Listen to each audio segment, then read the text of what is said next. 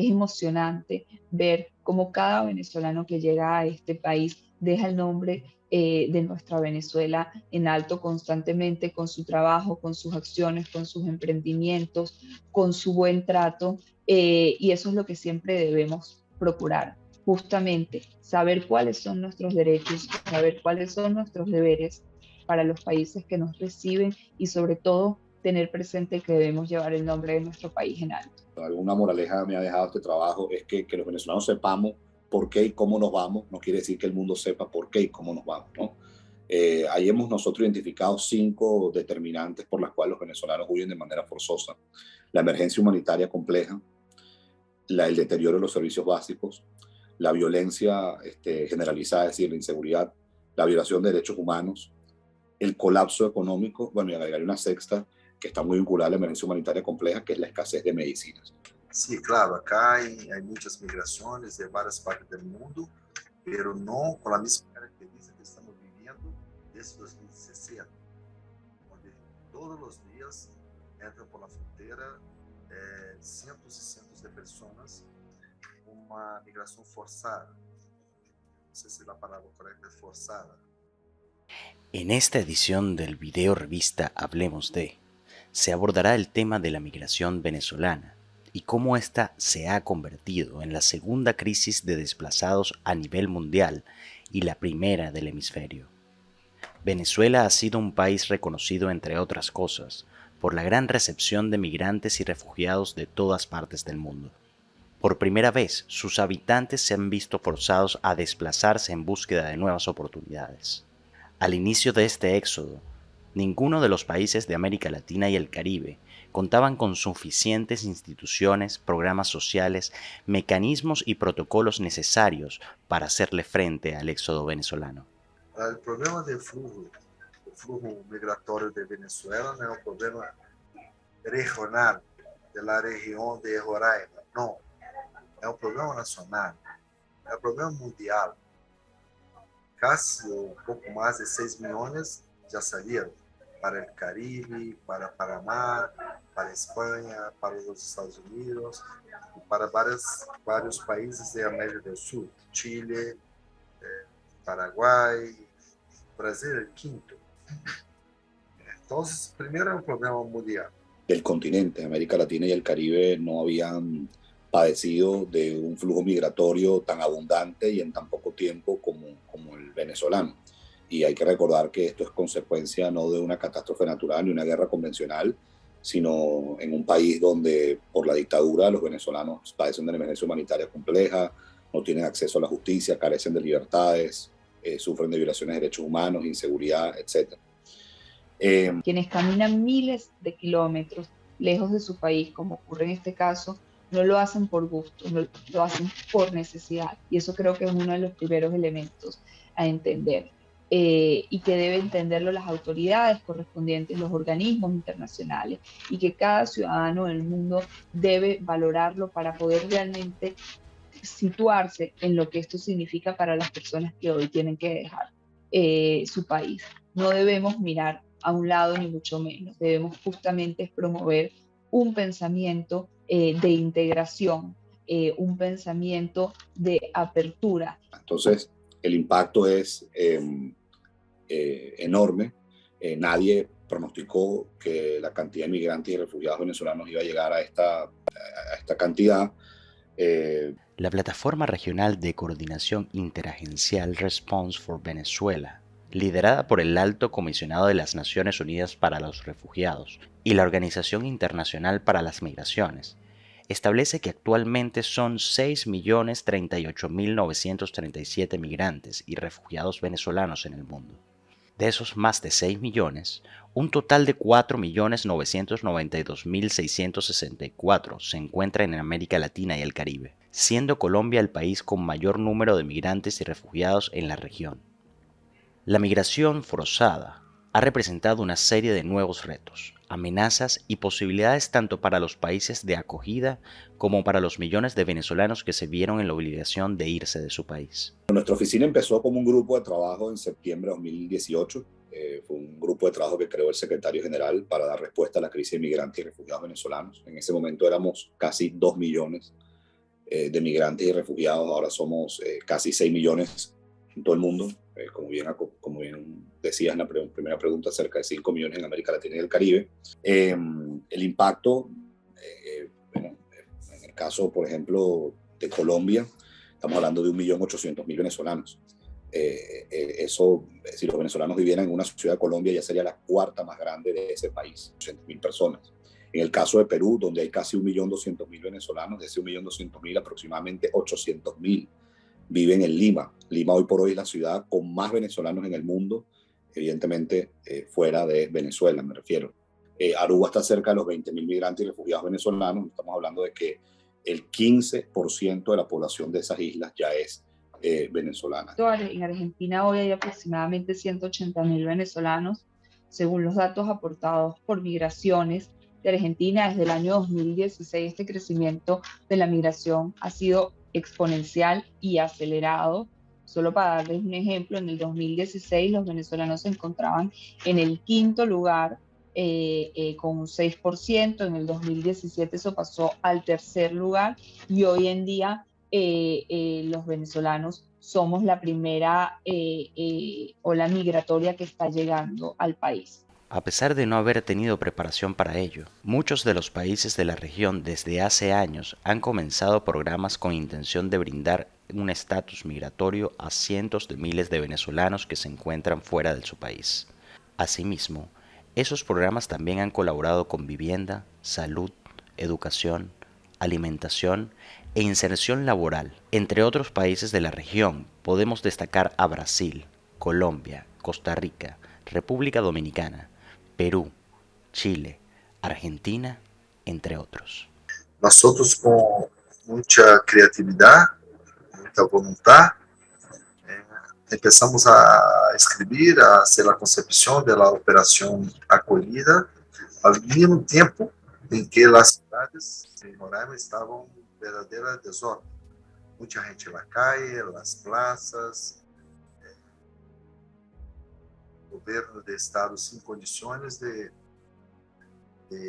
hacer algo. La parte que ya no era tan buena, la parte de salud, de seguridad, de educación, fueron muy impactadas, por supuesto. Y empezamos la operación. Juntamos a las personas capacitadas, la ONU, y fuimos en marzo para Roraima. En 7 meses ya tenemos prácticamente todas las instalaciones de la operación funcionando, con 3 ejes principales, que ordenamiento de la frontera,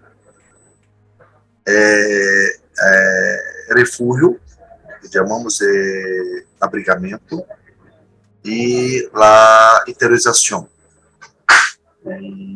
Y así empezó en marzo de 2018.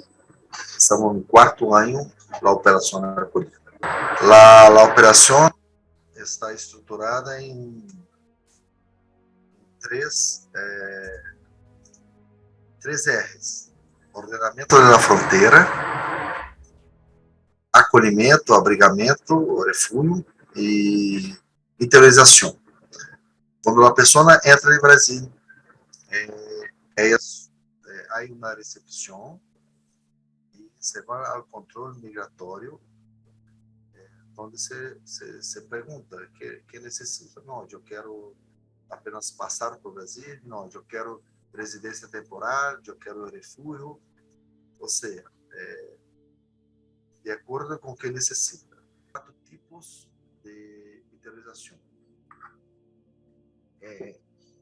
Uma que chamamos de institucional, que é que eles saem de um refúgio em Boa Vista, e esse grupo, essa família, vai para outro refúgio em alguma outra cidade do Brasil.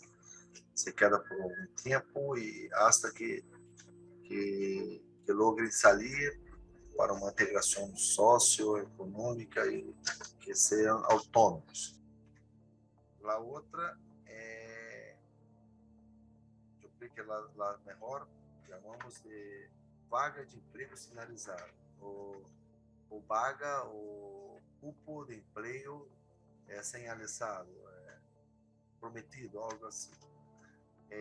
Onde nós buscamos o contato com várias empresas em todo o Brasil, empresas cooperativas, e vemos quais são a necessidade de personal, temos um banco de dados, fazemos a entrevista e levamos as pessoas com tudo chequeado, a empresa chequeada, para evitar a explotação de trabalho,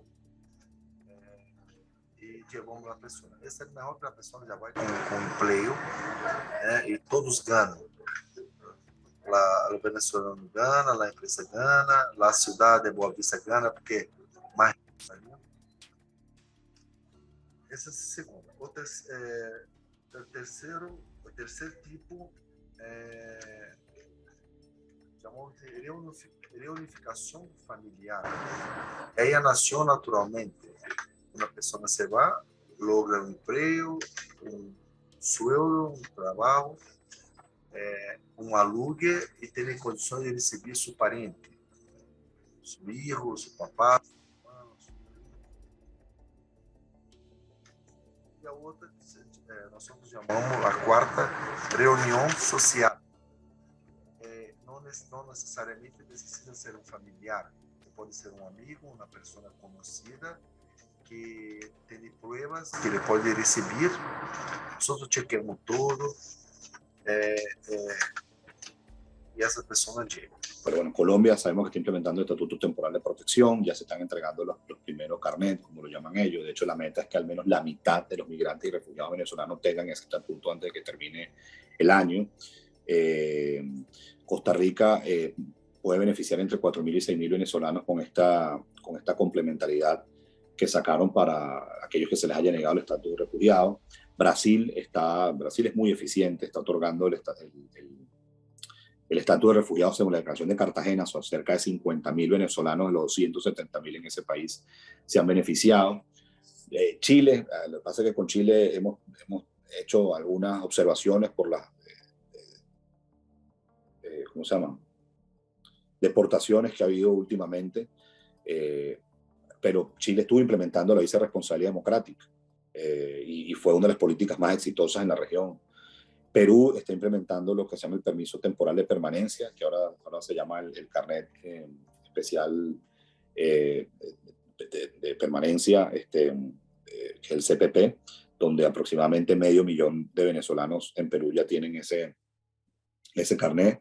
En República Dominicana se está implementando el plan de normalización migratoria y para los jóvenes van a tener visa de estudio, los adultos van a tener visa de trabajo.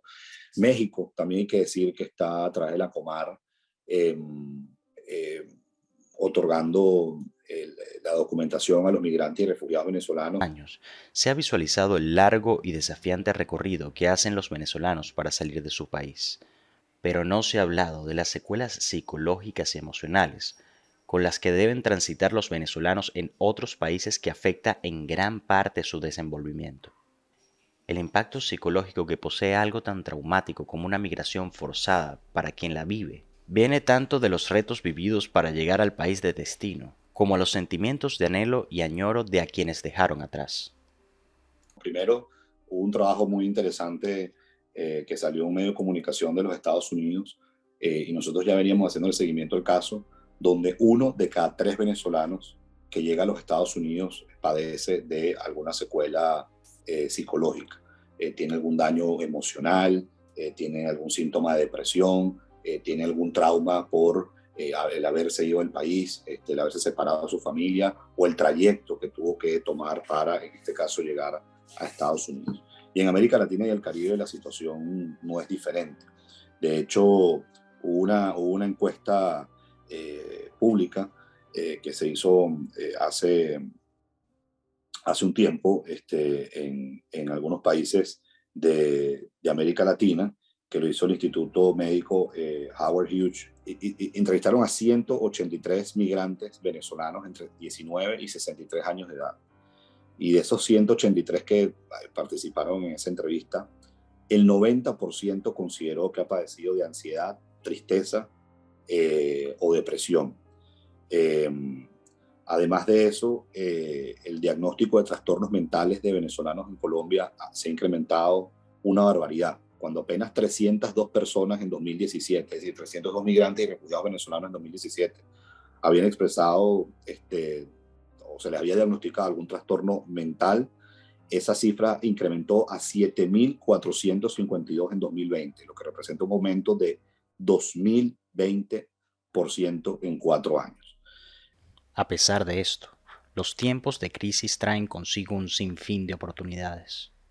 Gran parte de esos 4.992.664 millones de refugiados y migrantes venezolanos que hoy viven en América Latina y el Caribe ha buscado la forma de hacerse un espacio en el país y en la comunidad que los ha sabido acoger. Y a su vez, han sabido retribuir lo que estos les han brindado. Sin embargo, en muchos se mantiene la esperanza de volver, así sea de visita, al país que los vio nacer. Los venezolanos y los migrantes en general no solo buscan la posibilidad de una vida mejor, sino la posibilidad de aportar a los países que nos reciben. Y en ese sentido, la posibilidad de aportar desde de involucrarnos en la agenda política de los países de acogida, evidentemente es un factor fundamental. En líneas generales, creo que justamente debemos buscar que los ciudadanos de la región y del mundo en general, número uno, se sumen a acciones políticas, sociales y humanitarias en lo que tiene que ver con nuestro país, con Venezuela. Yo he recorrido gran parte de las provincias argentinas y en todos los lugares solo hay palabras positivas en relación a los venezolanos. Hay muy pocos o muchos en esos lugares, depende de la provincia, y por eso la verdad es que siempre digo que esta relación es de agradecimiento mutuo, agradecimiento de nosotros hacia el pueblo argentino por abrirnos sus puertas y agradecimiento de ellos hacia los venezolanos por haber causado tantas cosas positivas en el país. La inmensa mayoría de los venezolanos quiere trabajar, quiere emprender, quiere estudiar.